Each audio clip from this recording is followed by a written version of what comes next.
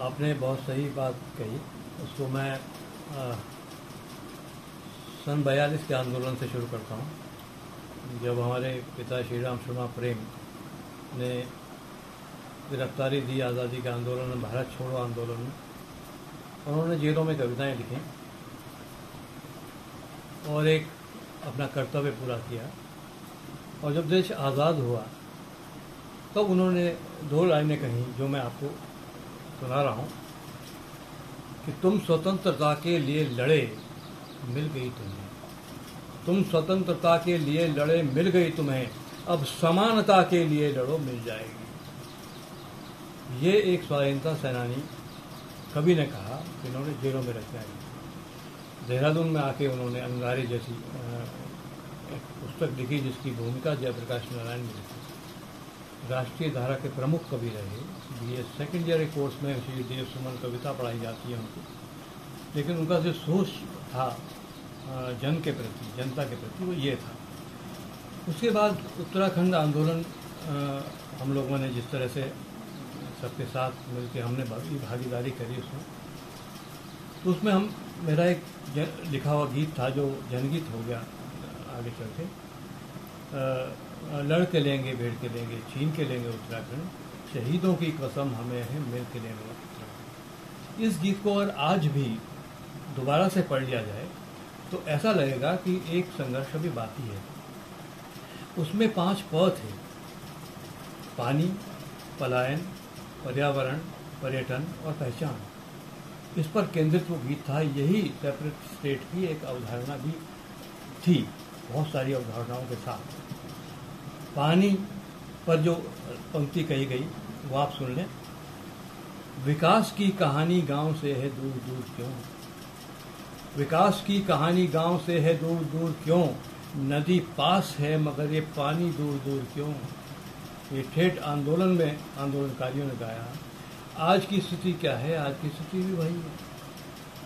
नदी सामने बह रही है, गांव प्यासे हैं, पीठ से बोझा घटा नहीं है, पलायन रुका नहीं है। सारी स्थितियां जो है वो अभी ऐसा बिल्कुल नहीं मैं कहना चाहूँगा कि सेपरेट इतनी कुर्बानियों के बाद, महिलाओं की इतने संघर्षों के बाद बना, सभी के संघर्षों का बना, कि कुछ नहीं हुआ है, ऐसा मैं बिल्कुल मानने को तैयार नहीं हुआ है। लेकिन जिस शिद्दत से एक बड़ा जन आंदोलन, इन आकांक्षाओं के साथ एक बहुत बड़ा जन आंदोलन था और इन सवालों को लेकर था, वो सवाल वहीं के वहीं रह गए। वो उतनी तेजी से आगे उत्तर तक नहीं पहुंच पाए। उत्तर तक पहुंच पाने का जरिया मेरी समझ में सिर्फ एक ही आता है, जिससे उत्तराखंड बना। उत्तराखंड बना जन दबाव से, जनता से। जब जनता ने ये तय कर लिया, हम ही तय करेंगे अब कि क्या गलत है क्या सही, ये उसी पंक्ति है। आग की नदी पहाड़ की शिराओं में बही, हम ही तय करेंगे अब कि क्या गलत है क्या सही। जब ये बात सामने आई तो एक पूरा जन दबाव खड़ा हुआ। तो आज भी हम उत्तरों के लिए और अपने प्रश्नों के हल के लिए उस जन दबाव के विकल्प को ही सही मानते हैं। जब जन दबाव होता है तो प्रश्नों के हल आने शुरू हो जाते हैं। वरना एक सरकार आती है, दूसरी सरकार आती है, एक मुख्यमंत्री आते हैं, दूसरे मुख्यमंत्री आते हैं, कुछ काम करते हैं और जो एक पूरा सिनेरियो बदल जाना चाहिए था।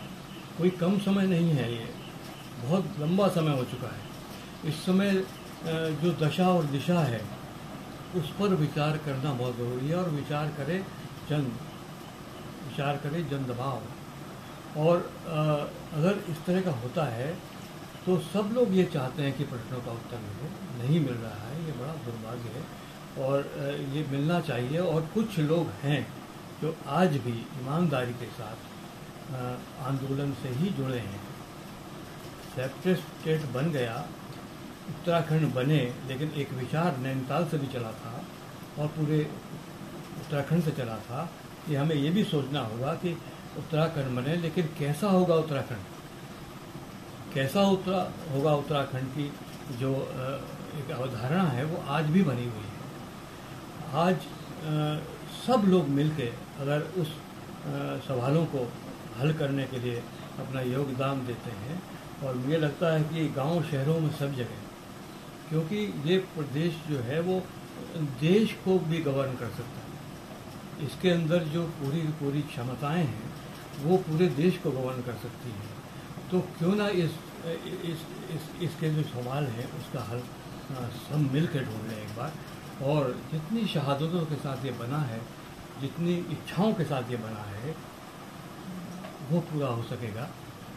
तो ये बात ज़रूर लगती है कि जितनी इच्छाओं और जितनी आकांक्षाओं के साथ पूरे जन दबाव के साथ ये बना था, उन जन दबावों के साथ उत्तर की तलाश नहीं हो पाई। उत्तर की तलाश होनी चाहिए। कुछ हुआ, कुछ नहीं हुआ, इससे काम नहीं चलेगा। अब ये होगा कि ये प्रश्नों के उत्तर तो आने ही होंगे। और उसी गीत की एक पंक्ति थी, नौजवान खेत और गांव से बिछुड़ रहा, नौकरी की खोज में पहाड़ से उतर रहा, हर सवाल का जवाब दे के लेंगे उत्तराखंड। तो उस सवाल का जवाब तो आज भी वही है, नौकरी की खोज में तो आज भी पहाड़ से उतर रहा है। तो उसका भी हल जल्दी तलाशा जाना चाहिए, हर व्यक्ति ये सोचता है। और एक उसमें पंक्ति और थी जो कि आस्था भी जगाती है, निराशा नहीं है उसमें। और मुझे लग रहा है जो 94 में पूरे जन दबावों में सब लोगों ने चूल्हे चूल्हे तक एक गिर गया, आज भी उसकी ज़रूरत है। एक दिन नई सुबह उगेगी यहाँ देखना, हर प्रभात फेरी में ये गाया जाता है।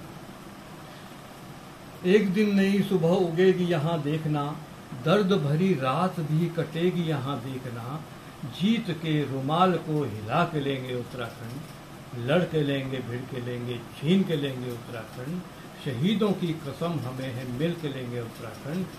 ये इन जन भावनाओं को लेकर और भी बहुत सारे लोगों की जन भावनाओं को लेकर आज बहुत तेज़ी से काम होना चाहिए, जिससे उत्तरों के गट्ठर जो है पहाड़ पे लेके चलती है महिलाएं, आज प्रश्नों को लेके चल रही हैं, वो उत्तरों के साथ हों, वो प्रश्नों के गट्ठर के साथ ना हों, और वो दूरियां कम हों जो नदी से खेत की है।